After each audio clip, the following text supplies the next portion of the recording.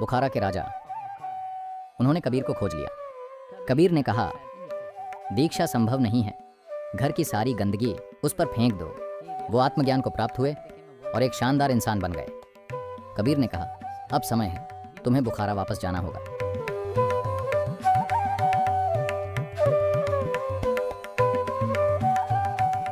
बुखारा के राजा, बुखारा जो टाइग्रिस नदी के आसपास का क्षेत्र था, आज जिसे आप इराक ईरान कहते हैं, उस समय यह राज्य बुखारा कहलाता था।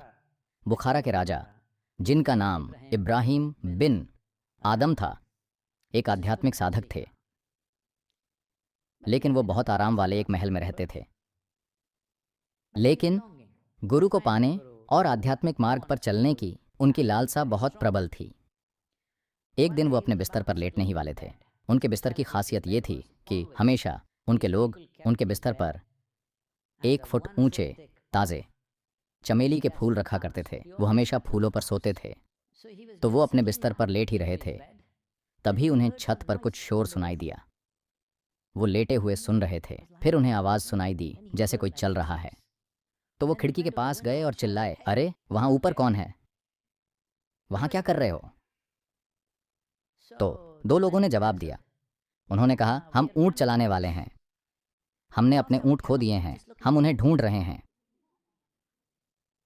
राजा ने कहा, किस तरह के मूर्ख लोग हो तुम? तुम्हारे ऊँट खो गए हैं और तुम मेरे महल की छत पर ऊँटों को खोज रहे हो?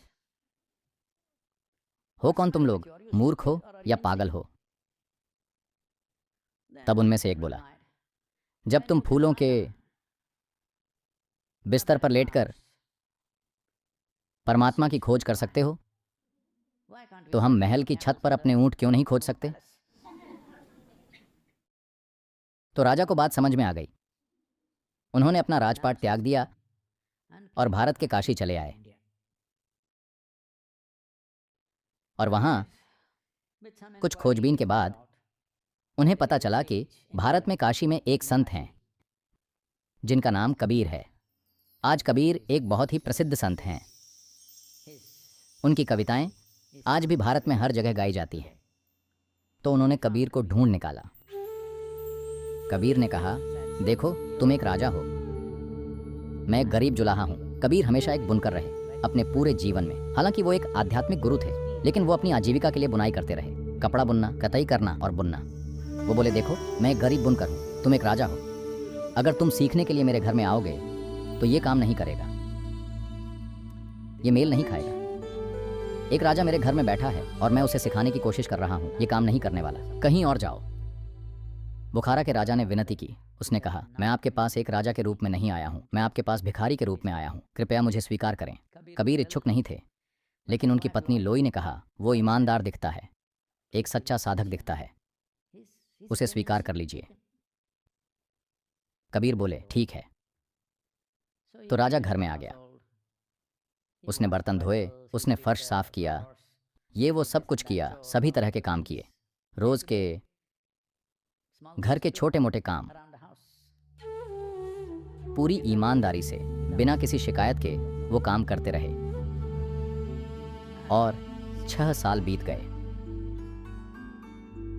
तो कबीर की पत्नी लोई अपने पति के पास गई और बोली, आपको उसे दीक्षा देनी चाहिए, आप उसे नज़रअंदाज करते आ रहे हैं। 6 साल बिना किसी शिकायत के इस आदमी ने हर तरह का काम किया जो भी हमने उसे दिया। और कई दिन तो जब घर में खाने की कमी होती थी तो उसे खाना नहीं मिलता था, लेकिन उसने कभी शिकायत नहीं की। आपको उसे दीक्षा देनी ही चाहिए। कबीर ने कहा, देखो अभी भी उसका मन साफ नहीं हुआ है, दीक्षा संभव नहीं है।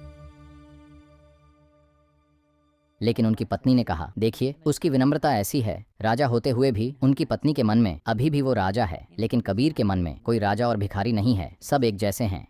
तो वो जोर दे रही थीं। तब कबीर ने कहा, एक काम करो, पड़ोस में घर की छत पर, किसी एक घर की छत पर जाओ, वहां घर की सारी गंदगी लेकर खड़ी हो जाओ। जब वो उधर से गुजरे तो उस पर वो पूरी गंदगी फेंक देना। तो उन्होंने वैसा ही किया। बुखारा के राजा इब्राहिम ने ऊपर देखा और कहा, अगर ये बुखारा होता तो मैं तुम्हारा क्या हश्र करता। तो उन्होंने आकर कबीर को बताया कि ऐसा हुआ। कबीर ने कहा, मैंने तुमसे कहा था ना, उसका मन अभी साफ नहीं है, अभी उसे दीक्षा देने का कोई मतलब नहीं है। तो राजा ने काम जारी रखा। उन्होंने उसे और काम दिए और ज्यादा मेहनत वाले काम। उसने सब कुछ किया और 6 साल और बीत गए। तब लोई ने फिर कहा, कृपया उसे दीक्षा दीजिए। 12 साल बीत गए हैं। कबीर अभी भी वो बोले, थोड़ा समय और बीत जाने दो, जल्दी क्या है, 12 साल ही तो हुए हैं। उन्होंने कहा, नहीं नहीं, वो बहुत ईमानदार है। कभी कभी मैं उसकी विनम्रता, उसकी सेवा भावना से बहुत प्रभावित हो जाती हूँ। वो राजा की तरह नहीं घूम रहा है। कबीर बोले, ठीक है, वही चीज़ फिर करो और ज़्यादा गंदगी मिला लेना। उनके पास एक पालतू बिल्ली थी। वो बोले, बिल्ली की सारी टट्टी भी कूड़े में मिला देना और उस पर फेंक देना। तो वो वहाँ से गुजर रहा था। उन्होंने सब कुछ उस पर फेंक दिया, सारी गंदगी और हर चीज़। तो उसने ऊपर देखा और कहा, मैं आपका आभारी हूँ क्योंकि आपने मुझ पर अभी वही चीज़ फेंकी है जो मेरे दिमाग में है, इसीलिए मैं आपका बहुत आभारी हूँ। और वो चला गया। तो वो आई और कबीर को बताया। कबीर बोले, समय आ गया है। तो उन्होंने उसे दीक्षा दी। वो आत्मज्ञान को प्राप्त हुए और एक शानदार इंसान बन गए। तब कबीर ने कहा, अब तुम्हें वापस जाना चाहिए। अब जब तुम्हें आत्मज्ञान हो गया है तो तुम्हें यहाँ नहीं होना चाहिए, तुम्हें बुखारा वापस जाना चाहिए। वो वापस चले गए और वो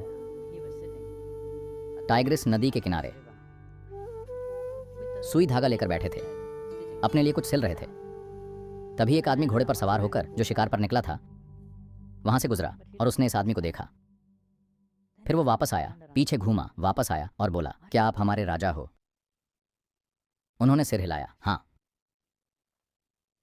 उसने कहा, अरे मेरे स्वामी, आपके छोटे बच्चे जिन्हें आप छोड़कर चले गए, मैंने उनका बहुत अच्छे से लालन पालन किया है। वो अब शानदार युवा हो गए हैं, राज्य अच्छा चल रहा है। आपको वापस आकर शासन करना चाहिए। तब इब्राहिम, जो इस सुई से सिलाई कर रहे थे, उन्होंने सुई को धागे से निकाला और सुई को नदी में फेंक दिया और बोले, जाओ और मेरे लिए वो सुई लेकर आओ। उसने कहा, मैं वो सुई कैसे ला सकता हूँ? नदी गहरी है और धारा तेज है। सुई? मैं नदी से सुई कैसे ला सकता हूँ? बस आधा घंटा रुकिए, मैं शहर से 100 सुइयां और ले आऊंगा। इब्राहिम ने कहा, नहीं, मुझे वही सुई चाहिए। तो उसने कहा, वो संभव नहीं है। उन्होंने कहा, मैं ईश्वर की गोद में हूं, मैं तुम्हारे राज्य में क्यों आऊंगा? जब मैं ईश्वर के राज्य में हूं तो मैं तुम्हारे राज्य में क्यों आऊंगा और किस पर शासन करूंगा? तुम उसे अपने पास रखो। मैं आपसे ये इसलिए कह रहा हूं क्योंकि सारे मूल्य विकृत हो चुके हैं। जीवन की वास्तविकता मानव मन में विकृत हो गई है कि क्या चीज क्या है। इस पल अगर धरती थोड़ी सी हिलती है, हेलो, हाँ, देखिए, ऐसा मत सोचिए कि धरती घूम रही है और बढ़ रही है बिना किसी घर्षण के। घर्षण मौजूद है। बात बस इतनी है कि वायुमंडल का ये बुलबुला आपको कुछ भी महसूस नहीं होने दे रहा। लगता है जैसे सब सहजता से चल रहा है, लेकिन असल में बहुत ज्यादा घर्षण है। कोर में बहुत सी चीजें हो रही हैं, बहुत सी चीजें वहां ऊपर हो रही हैं। इस वायुमंडल में आने वाली कोई भी चीज इसके प्रतिरोध के कारण जल जाती है। हेलो। तो इस सारी सुरक्षा में, सृष्टि की गोद में, हम भूल गए हैं कि हम सृष्टि की गोद में हैं। ये इंसान की सबसे बड़ी मूर्खता है कि आप भूल गए हैं कि आप सृष्टि और सृष्टिकर्ता की गोद में फल फूल रहे हैं। तो गुरु की गोद में होने या सृष्टि की गोद में होने का मतलब है बस इसे होने देना। वैसे भी आपका जीवन आपके साथ रहेगा, केवल आपके बेवकूफ़ी भरे विचार। क्योंकि इतनी सारी गंदगी है, इससे बढ़िया खाद बनेगी। इसीलिए हम आपको यहाँ बगीचों के लिए लाए।